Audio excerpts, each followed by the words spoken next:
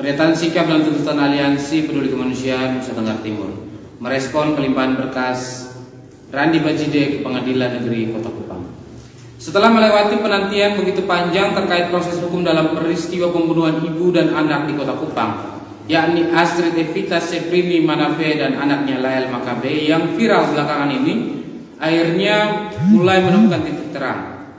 Doa masyarakat Nusa Tenggara Timur agar kasus ini terungkap akhirnya mulai terjawab, di mana adanya pelaku pembunuhan ini tidak tunggal, sebagaimana klaim yang dilakukan oleh aparat yang dilansir Koran NTB 2022 bahwa kasus PNKC, kasus RB telah dilemparkan ke Pengadilan Negeri Kota Kupang dan Asisten Pidana Umum Aspidum Kejati NTT Muhammad Iksan mengatakan bahwa tersangka RB dikenakan pasal 340 KUHP tentang pembunuhan berencana, pasal 338 KUHP tentang pembunuhan, pasal 80 Undang-Undang Perlindungan Anak, nomor 34 tentang perlindungan anak, junto pasal 55 KUHP.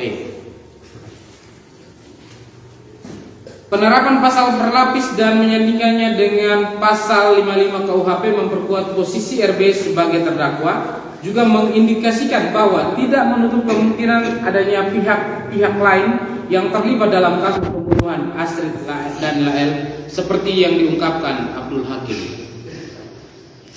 Kejaksaan Negeri Kota Kupang melalui Kepala Seksi Intelijen Noven Bulan yang dilansir media Lensa NTT mengatakan tentang bertambahnya satu tersangka baru dalam poin dakwaan memperkuat alasan untuk menaruh pasal 55 KUHP. Aliansi memahami bahwa dengan adanya penerapan pasal berlapis menunjukkan bahwa peristiwa ini sebagai peristiwa pembunuhan berencana. Sekali lagi, peristiwa ini sebagai peristiwa pembunuhan berencana. Perencanaan ini diduga kuat tidak saja terkait pembunuhan, tetapi juga terkait skenario dalam proses hukum yang telah disiapkan secara matang sebelum dan sesudah kedua korban dieksekusi mati. Kami juga mengamati pola, rangkaian proses hukum dan pemberkasan kasus yang sebanyak 3 kali dilimpahkan ke kejaksaan. Bukan hal yang biasa, tetapi terindikasi adanya upaya untuk menutup berbagai kejanggalan yang dipertontonkan aparat penyidik Polda NTT sebelumnya. Dugaan-dugaan ini tentu saja setelah kami mencermati proses penanganan kasus kejahatan luar biasa ini di Mapolda NTT. Adapun indikasi-indikasi yang memperkuat dugaan aliansi ini adalah sebagai berikut. 1. Penetapan Randi Bajide sebagai tersangka. Sebagaimana beredar di media massa bahwa Randi ditetapkan sebagai tersangka setelah yang bersangkutan menyerahkan diri pada tanggal 2 Desember 2021 alias 3 bulan lebih setelah korban pergi dari rumah dan 1 bulan pasca penemuan jasad korban. Diduga kuat diantar oleh oknum anggota Polda NTT dan langsung bertemu dengan Kapolda NTT Lotaria Latif sementara Polsek Alak yang sedang mengadakan penyidikan. Proses ini adalah suatu yang tidak biasa atau aneh dalam prosedur koordinasi aparat penyidik kepolisian. Aliansi menilai penetapan Randi sebagai tersangka bukan karena upaya aparat kepolisian Polda NTT alias tanpa melalui kerja penyidikan. Penetapan Randi sebagai tersangka dilakukan setelah yang bersangkutan menyerahkan diri dan mengaku sebagai pelaku pembunuhan. Bertemunya tersangka pelaku dengan Polda NTT dengan Kapolda NTT telah mengabaikan proses penyidikan Polsek Alak yang sementara berjalan dan merupakan hal yang luar biasa dalam penanganan kasus kejahatan luar biasa di mana tersangka pelaku seolah-olah diistimewakan untuk bertemu dengan petinggi Polda NTT pada saat itu, sehingga penetapan pelaku tunggal pembunuhan berdasarkan pengakuan atau testimoni tersangka terkesan menutupi fakta peristiwa pembunuhan yang sebenarnya, di mana sangat mungkin lebih dari 1 orang pelaku. Sedangkan aliansi melakukan aksi demo 10 kali dan belum pernah bertemu dengan Kapolda NTT. 2. Penetapan Randi sebagai tersangka tunggal. Sikap ngotot Polda NTT pada awal penanganan yang diucapkan oleh Kabid Humas Polda NTT Krishna Risian yang mengatakan bahwa pembunuhan ini hanya dilakukan oleh Randi seorang diri tanpa adanya keterlibatan pelaku lain, sehingga penetapan pelaku tunggal pembunuhan berdasarkan pengakuan atau testimoni tersangka pelaku terkesan menutupi fakta peristiwa pembunuhan yang sebenarnya, di mana sangat mungkin pelaku pembunuhan lebih dari satu orang berdasarkan bukti forensik atau otopsi. Aliansi menduga kuat bahwa aparat kepolisian di Polda NTT pada saat itu yang terdiri dari Kapolda Lotaria Latif maupun Setia Budianto dan seluruh penyidik awal atau siapapun aparat kepolisian yang mengambil andil dalam penanganan kasus ini sejak Randi menyerahkan diri telah berkonspirasi dalam suatu pemufakatan dengan niat menyembunyikan pelaku pembunuhan yang sebenarnya. Aliansi menduga bahwa ada pelaku konspiratif yang menyusun skenario, alibi, agenda, serta ada pelaku eksekusi pembunuhan yang harus diusut tuntas, termasuk jika ada aparat hukum yang terlibat. Ketiga, manipulasi dalam pengumuman hasil otopsi. Hasil otopsi kedua korban telah menerangkan secara jelas bahwa kedua korban meninggal akibat kekerasan benda tumpul yang menimpa kepala salah satu korban atau anak sehingga ada retakan luka dan memar pada organ gerak atas dan bawah atau tangan kiri dan kaki korban ibu dan tanda memar pembekapan di bagian mulut dan hidung sehingga menyebabkan kematian. Tetapi dalam konferensi pers sebagaimana yang diberitakan media massa juga video konferensi pers Kabid Humas Polda NTT Krishna Risian yang tiba-tiba meralat keterangan dari dokter forensik Edi Hasibuan tentang benda tumpul diganti dengan kata cekikan. Pada Kamis 23 Desember 2021, video itu masih ada ya, membantah soal kekerasan benda tumpul dengan menerangkan bahwa kedua korban meninggal disebabkan penyempitan saluran pernapasan akibat cekikan. Aliansi menduga kuat Kapolda NTT, baik Lotaria Latif maupun Setia Budianto, Kabid Humas Krishna Risian dan dokter forensik Edi Hasibuan telah melakukan kejahatan forensik dengan sengaja memanipulasi keterangan hasil otopsi demi melindungi pelaku pembunuhan lain yang sebenarnya tidak tunggal. Keempat, motif waktu dan lokasi peristiwa. Sebagaimana yang terjadi dalam rekonstruksi atau yang dijelaskan Polda NTT melalui Kabid Humas Krishna Risian kepada media selama ini, bahwa motif pembunuhan yang dilakukan tersangka adalah untuk mengakhiri hubungan asmara dengan Astrid sebagai ibu dari anak biologisnya Lael, di mana Randi mencekik Astrid karena Astrid mencekik Lael di Taman Hollywood pukul 9 WITA dengan adanya penetapan sebagai pembunuhan berencana dan dimungkinkan adanya tersangka baru pada pasal penyanding KUHP yakni pasal 55 menunjukkan motif, waktu, dan lokasi pembunuhan sebagaimana yang terjadi dalam rekonstruksi merupakan hasil alibi konspiratif yang perlu didalami, terutama peranan aparat penyidik yang menanganinya saat itu.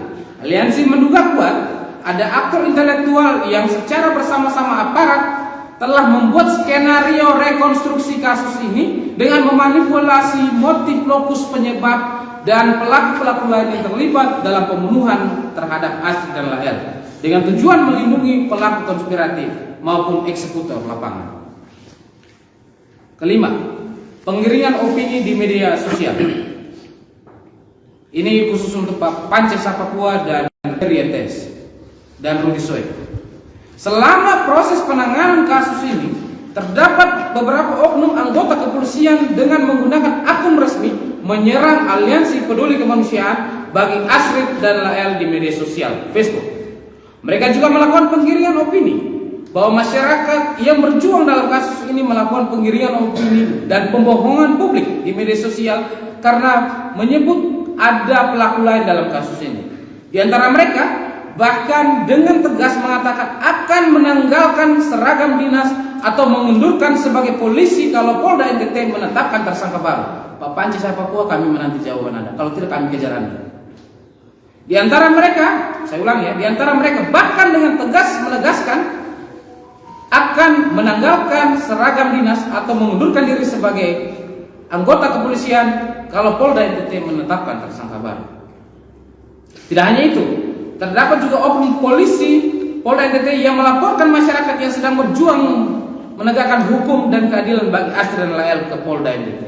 Sebagai APH yang masih aktif, mereka telah melanggar kode etik tugas di mana salah satunya adalah melayani masyarakat korban sesuai hukum yang berlaku.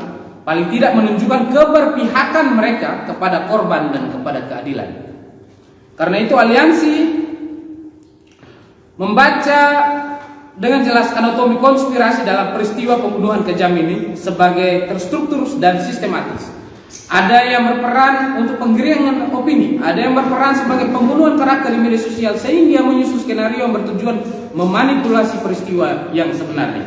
Maka berdasarkan catatan di atas, aliansi menyatakan dengan tegas sikap dan tuntutan aliansi adalah: 1. Aliansi menyampaikan mosi tidak percaya kepada Polda NTT dan mendesak Kapolri untuk mencopot dan tarik atau pindahkan ke Polda Setia Budianto Kabid Humas Krishna Resian Dr. Forensik Edi Hasibuan dari Polda NTT karena terbukti tidak mampu atau diduga kuat ikut bersekongkol dalam memanipulasi, menggiring opini hingga melakukan pembohongan publik terkait kasus ini.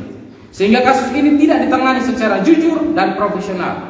Kasus ini baru terungkap setelah ditangani oleh tim dari Mabes Polri setelah aliansi bertemu dan melapor langsung kepada Presiden Jokowi. Meminta tim dari Mabes Polri untuk menangkap semua aktor intelektual, baik yang terlibat langsung maupun yang tidak langsung, dalam membuat skenario manipulasi sehingga kasus ini tidak diproses sesuai hak fakta yang sebenarnya.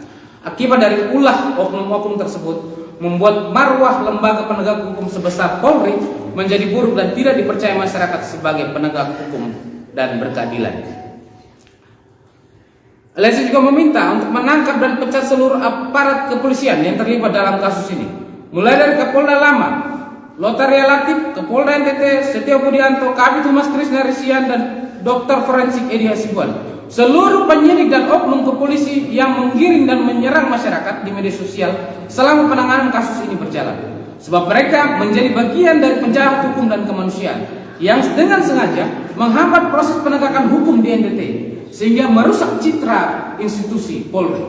Dengan adanya penetapan tersangka baru, membuktikan bahwa sejak awal mereka telah bersekongkol untuk melindungi pelaku kejahatan dan memanipulasi fakta-fakta dalam kasus ini, mulai dari motif, waktu, tempat, peristiwa, hingga penyebab kematian kedua korban.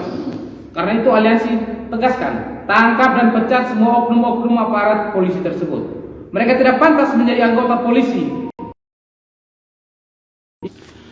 Terkait informasi yang beredar